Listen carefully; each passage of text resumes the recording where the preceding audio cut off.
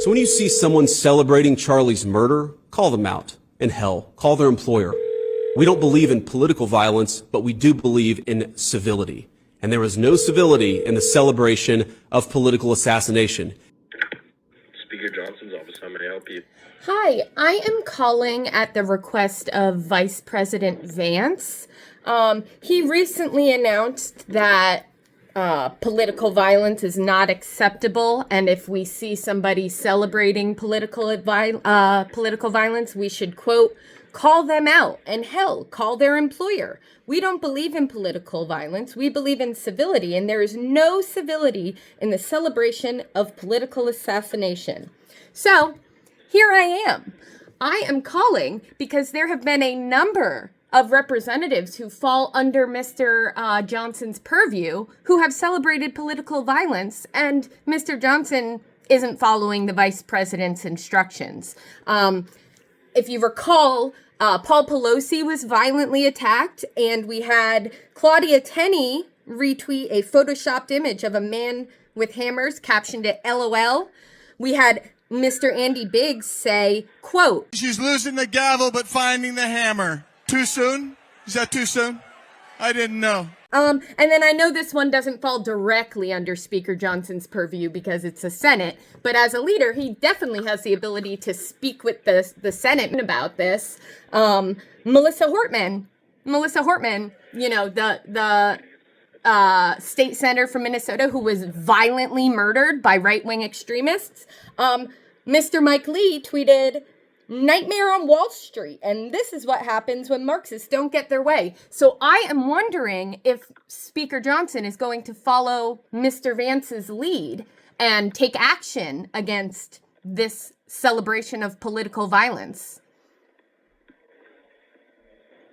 Well, I will pass this message along. Let him. You calling in. Yeah, let him know that we don't follow their bullshit words. We follow their actions. They are setting the tone of what is acceptable with political violence. And they seem to be setting the tone that celebrating political violence is A-okay. So I'm going to continue to watch Speaker Johnson and follow his lead. Gotcha. Well, I will pass that message along. I appreciate you calling in. Thank you. Have a great day. Have a terrible day. Senator Hyde-Smith's office. Hi, I'm calling because I wanted to thank Senator Hyde-Smith. I saw that on September 10th, she tweeted, "Political violence is absolutely unacceptable under any circumstance. We must remain united in condemning it in all its forms and renew our commitment to civility, respect, and the value of human life." I was very excited about that. And then I went to go look and see what she tweeted after the political assassination of Melissa Hortman, the Minnesota state senator. And to my disbelief, she didn't tweet anything. In fact, the day of the murder, she tweeted, "Happy birthday, President Trump, and today we celebrate Flag Day." And then I gave her the benefit of the doubt. Maybe she didn't hear news right away. So the days after the murder, and by the way, the violent attack on a second senator, and their families, for the record, we got Summer Reading Challenge, Happy Father's Day, and congrats to Miss Mississippi. So I just wanted to clarify, is her stance that she doesn't accept political violence of any kind, or is her stance that she doesn't accept political violence against Republicans? Ma'am, I can't speak on behalf of the senator. My job is just to pass along messages. Okay, well, let her know her silence is speaking for her, because in the past 24 hours, in this very state, there have been 2 lynchings after multiple figureheads on the right, including the Vice President of the United States, have used violent rhetoric against the left, despite there being no evidence whatsoever that the left was even involved in Mr. Kirk's murder. No evidence whatsoever, yet they're using, I think the Vice President said this is war against the left. Same week that multiple HBCUs received threats and had to lock down. Now there's 2 lynchings in this state, lynchings of her constituents, and she's still silent. So it seems she's perfectly okay with violence. Yes, ma'am. I understand your frustration. It's not a frustration. It's very, very deep anger. Very deep anger.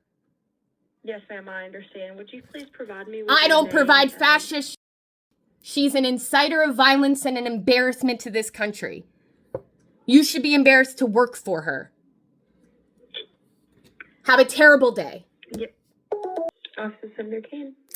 Hi, my name is, I'm a constituent calling from, and I just wanted to encourage Senator Kaine as we're getting closer to a shutdown with the budget. I just want to encourage him to use the threat of shutdown to the fullest extent.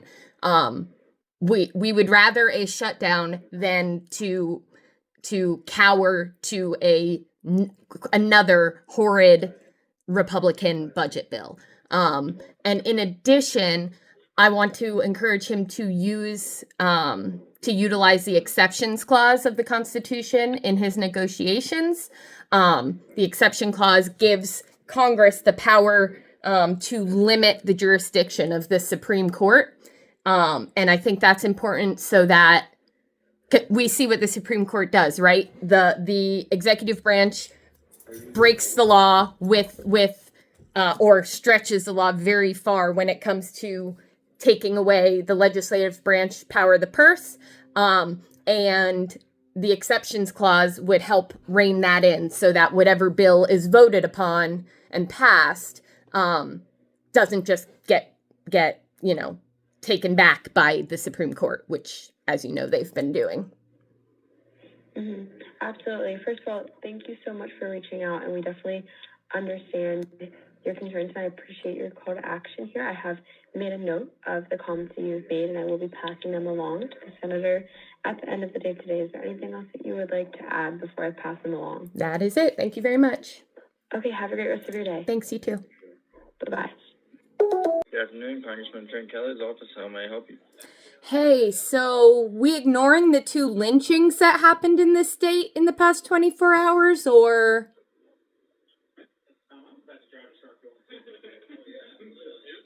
Who is this calling?